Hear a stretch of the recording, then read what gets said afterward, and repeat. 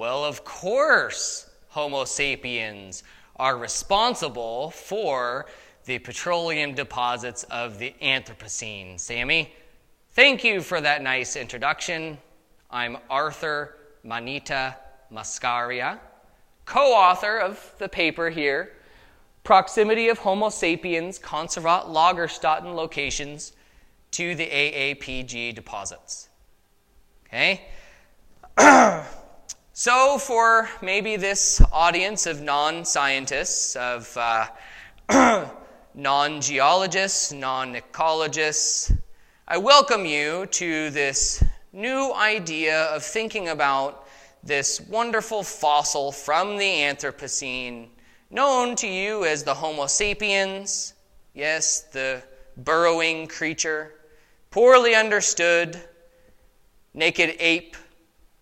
And maybe that animal, in its time, was actually responsible for your life in the Mycocene. Yes, that's right. You and I are a species completely dependent on petroleum, completely dependent on its derivatives, plastics. Isn't that right? We need them for our food. Remember, we are a species of fungi that depends solely on polyurethane or petroleum hydrocarbon complex molecules. Okay, our kin, the saprophobes, are still over there eating wood, but they're not giving lectures and looking at geology. We are. And why do we do that? It's because of petroleum, my friends. That's what sets this fungi aside from the rest of the fungi in the fungi kingdom. So, why is it important that we study the Anthropocene deposits? You probably know. What do we actually know about these things geologically? Of course, we use them. That goes without saying. Food, medicine, clothing, energy. But what do we actually know of that time or how these deposits were created?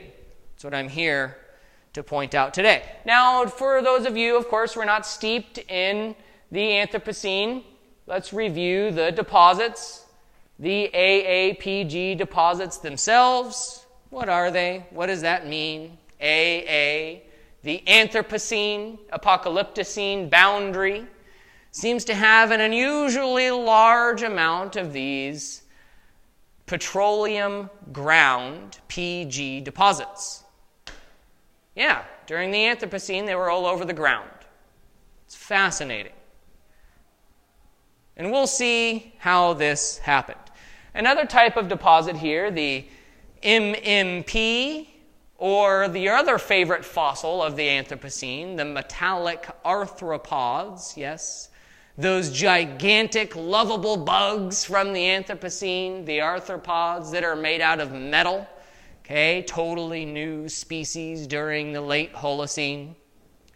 And we'll look at their unusual style of migration pathways. We'll also look at where they congregate, known as the metallic aggregate carbonate regions, and see the deposits there and how valuable they are.